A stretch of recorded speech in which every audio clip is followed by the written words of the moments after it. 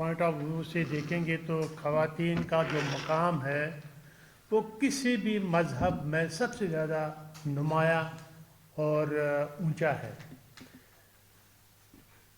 ہمارے پیغمبر اکرم صلی اللہ علیہ وآلہ وسلم کا قول ہے کہ خاتون ایک پھول کی طرح ہے اور اس کی جو خوشبو ہے نہ صرف اپنے خاندان کے لیے ہوتی ہے بلکہ اپنے قبیلے کے لیے بھی ہوتی ہے۔ اور ایک قول ہے، یہ پتہ نہیں کس کا ہے، وہ ہم پڑھتے تھے کالج میں، پروفیسر صاحب کہتے تھے کہ woman is the first school of citizenship. خاتون جو ہے جو معاشرے کی ہے وہ پہلی، اس کو آپ اس کی خاتون کی گود جو ہے درسگاہ سمجھیں، یونیورسٹی سمجھیں۔ رسول اکرم صلی اللہ علیہ وآلہ وسلم نے خواتین کے حوالے سے 4 خواتین کا ذکر خصوصی طور پر کیا ہے۔ حضرت آسیہ کا ذکر کیا، حضرت مریم علیہ السلام کا ذکر کیا، حضرت خدیجہ الکبریٰ کا نام کیا، اور سب سے ان 4 میں مقام رکھنے والی اپنی بیٹی حضرت فاطمہ الزہرا سلام اللہ علیہ کا ذکر کیا ہے۔ اور ان 4 میں یہ کہا ہے کہ یہ ایسی خواتین ہے جن کا جو نام ہے، جن کا جو کردار ہے آسمانوں پر لکھا گیا ہے۔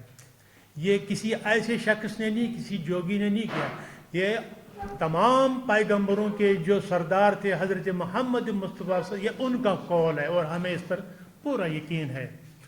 حضرت علی علیہ السلام کا بھی قول ہے کہ یہ جو خاتون ہے یہ اپنے معاشرے کی استاد ہے، چاہے آپ اس کو گھر کی آپ تعلیم دیں، بچوں کی آپ تعلیم کے سلسلے میں کہیں، اور اپنے خاندان کے حوالے سے تو عورتوں کا مقام اسلام میں ہمیں جو بتایا گیا ہے وہ بہت ہی بڑا مقام ہے۔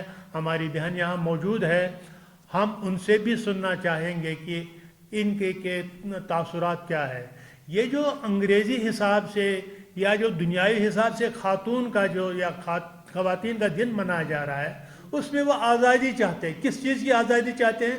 میں بہن کے سامنے وہ آزادی دہراؤں گا نہیں ہے، لیکن ان کو بھی پتہ ہے، ہم سب کو پتہ ہے۔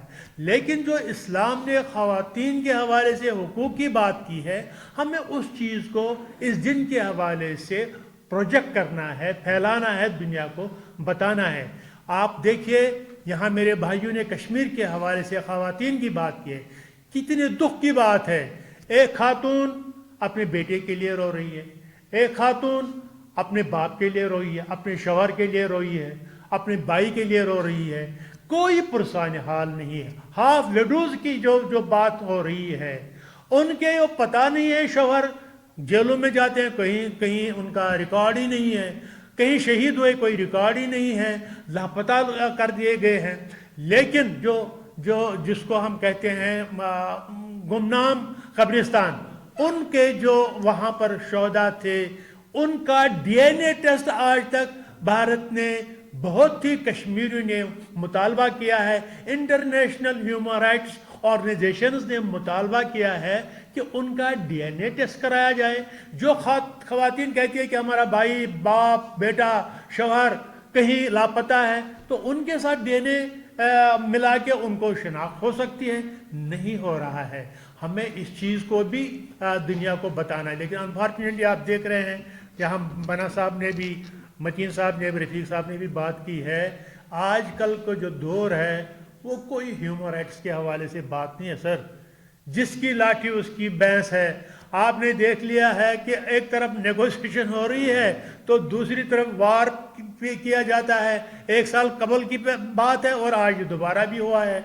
ان دا مڈ وے نیگوسیشنز بات ہو رہی ہے تو دوسری طرف جناب علی یہ بلیم کیا جاتا ہے کہ اگر ہم یہ حملہ نہ کرتے تو انہوں نے ایٹمی دھماکہ کرنا تھا، انہوں نے ایٹمی حملہ کرنا تھا۔ تو ہم اگر روئیں پیٹیں، کس کے سامنے پیٹیں روئیں؟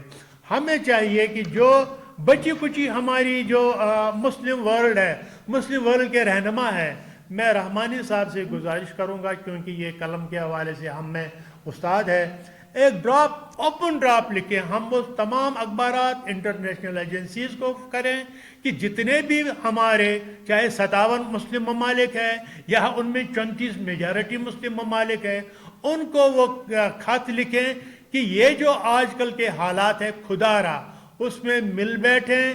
جو ہم آج کل اس وقت ہم کو گھیرا گیا ہے, اب مسلمان ملک ایک مسلمان ملک کے خلاف ایک کھڑا ہونے کی بات ہو رہی ہے. آج ہی میں سن رہا تھا ایک نیوز بلیٹن کو, اس میں ہمارے جو فیلڈ مارشل صاحب ہیں ان کو بلایا گیا ہے, ان کو کہا گیا ہے کہ ہم آپ کے ساتھ ایک ڈیفنس پیک کیا ہوا ہے, اس پر آپ ہماری مدد کریں. اب کیا کریں؟ اگر ایران نے ادھر سے کہا کہ اگر کولیٹرل ڈیمیج ہماری وجہ سے مسلم ممالک میں ہوا, لیکن وہ ہم نے جان بوجھ کے نہیں کیا کیونکہ دیر آر امریکن بیسز. وہاں سے ہمیں جب اٹیک کیا گیا تو ہم نے ریٹیلیٹ کیا ہے. ہم اگر کہیں غلطی سے ہمارے وہاں پر کوئی سویلینز کو نقصان ہوا ہے, ہم اس کے لیے یہ پریزیڈنٹ ان کے بیان دے رہے ہیں, ان کے فارن منسٹر بیان دے رہے ہیں, لیکن وہ کہتے ہیں کہ نہیں یہ ہمارے ملک کے اندر ہے لہذا آپ ہمارے ان انسٹالیشن پر حملہ نہیں کریں گے. افسوس کا مقام ہے. میں متین صاحب کی اس بات سے اتفاق کرتا ہوں کہ ہم یہ جو 57 یا 34 میجارٹی مسلم ممالک ہیں وہ بہنوں کا رول کر رہے ہیں, اور ایک بھائی ہے جو ایران ہے وہ بھائی کا رول ادا کر رہے ہیں. لیکن آج کل جو ابھی رات اور صبح کے وقت جو کارپٹ بمبارنگ ہوئی ہے ایران پر, ان کی آئل تنصیبات پر ہوئی ہے, ہاسپٹلس پر ہوئی ہے, اور جو ان کے جو سویلین ادارے ان پر ہوئی ہے, تو بہت ہی بڑی خوفناک خبریں آ رہی ہے. اسرائیل میں بھی اسی طرح انہوں نے ایران نے کیا ہے, ریٹیلیٹ کیا ہے, لیکن ان کی جو زیادہ تر توجہ ہے وہ ان کی جو ملٹری انسٹالیشنز ہے یا وہاں پر جو دیگر ان کے گورنمنٹ کے انسٹالیشنز ہے جو جنگ کے حوالے سے. لہذا ہمیں غور کرنا چاہیے. ایک خط ہم اپنی طرف سے ہم کیا کر سکتے ہیں؟ ہم مظلوم لوگ ہیں, ہم بے کس لوگ ہیں. کیا کچھ نہیں ہوا ان 2-3 سالوں میں فلسطین کے ساتھ؟ 70,000 سے زیادہ وہاں پر شہید کیے گئے, ان میں بچے بھی ہیں, معصوم بھی ہیں, عورتیں بھی ہیں. آج بھی وہ ماہ رمضان کے موقع پر اپنا دیگیچہ لے کر وہاں پر اپنا راشن اپنی سحری کے لیے, اپنی افطاری کے لیے وہ وہاں پر لائنوں میں لگے ہیں, اور ہم مسلمان خواب خرگوش میں ہیں. اللہ تعالی ہمارے حال پر رحم فرمائے. وآخر دعوانا الحمدللہ.